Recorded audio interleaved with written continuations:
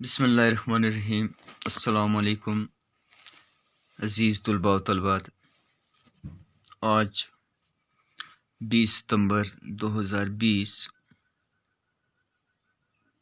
Class 9th subject फ्लोटेशंस। तो अज़ीज़ तुलबात, आज हम 3 क्वेश्चन समझने जा रहे हैं। पहला क्वेश्चन है, name 2 forces which act on a body immersed in a liquid, give the directions in which they act। 2 forces का नाम बताना है, यानी नेम 2 फोर्सेस, 2 फोर्सेस का नाम बताना है which act on a body, जो किसी बॉडी पर, एक बॉडी पर एक्ट करती हैं जब उस बॉडी को हम लिक्विड में इमर्स करते हैं, डुबोते हैं। Give the direction in which they act, और डायरेक्शन भी बतानी है कि किस डायरेक्शन वो काम करते हैं।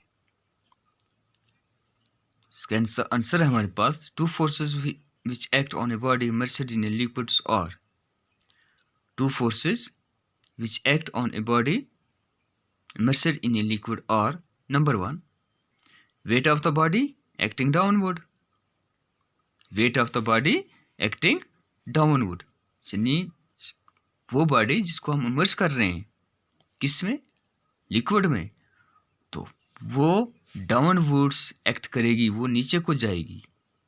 Number 2, an upthrust due to displaced liquid, और जो लिक्विड है वो अपवर्ड्स की तरफ फोर्स करेगी, यानी जितना वो वहाँ से लिक्विड डिस्प्लेस होगा।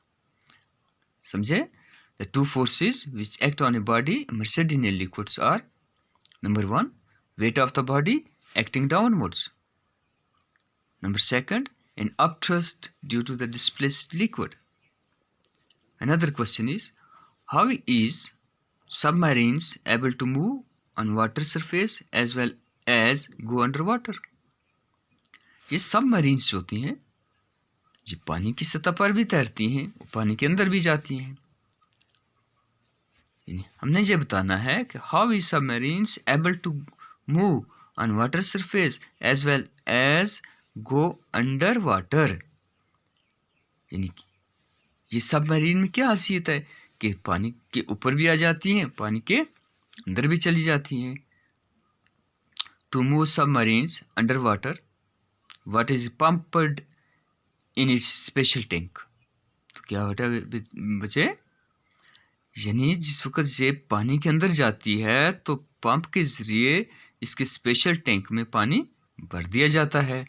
This causes a net increase in weight, और इससे इसका वजन बढ़ जाता है।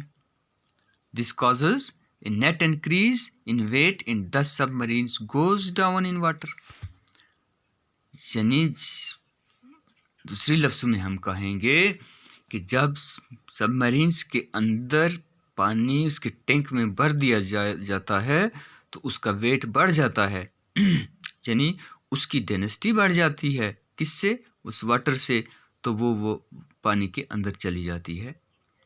और दूसरा, to brings the submarines upon the surface of sea, जिस वक्त हम इसको सी की सरफेस पर लाते हैं, सतह पर लाते हैं, the water from the tanks is thrown out by pumps, और इसके अंदर का पानी जो टैंक में भरा होता है उसको पंप के ज़रिए हम आउट कर देते हैं। When water from the tanks of submarines is taken out, जब इस के टैंक से पानी टेकन आउट किया जाता है, निकाला जाता है, the net weight of the submarines decreases, और इसका नेट वेट कम हो जाता है, without any change in its volume, लेकिन उसकी वॉल्यूम में कोई फ़र्क नहीं आता है। It's come up on the surface of water, और ये वाटर की सरफेस पर आ जाती है। आसान है। Another question is, give reason for the following, वजह बतानी है। क्या वजह बतानी है?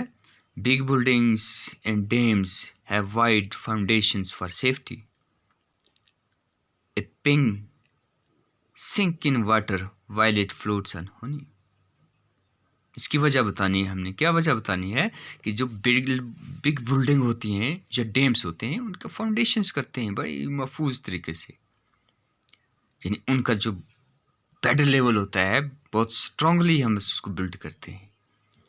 आयरन रॉड का, सीमेंट्स का, यानी कंक्रीट में बनाने का क्यों करते हैं ऐसा?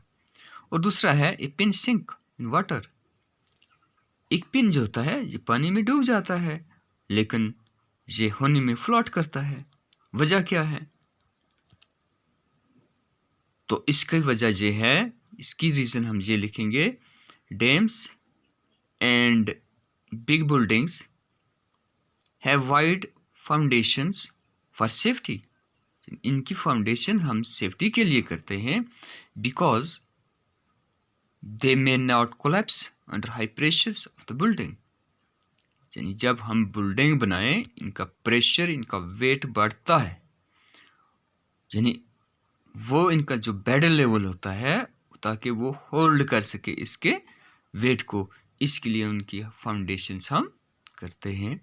रिपीट करता हूँ, dams and big buildings have wide foundations for safety because they may not collapse under high pressures of the building. अब दूसरा है, a pin sink in water while it floats on honey. कहता है a pin sink in water while it floats on honey because honey has greater density. क्यों? क्योंकि होनी की density ज्यादा है किससे? वाटर से। So it produces more buoyant force, इसलिए यहाँ इसको ज़्यादा बाइवेंट फोर्स की ज़रूरत पड़ती है। A pen sink in water while it floats on honey because honey has greater density, so it produces more buoyant force.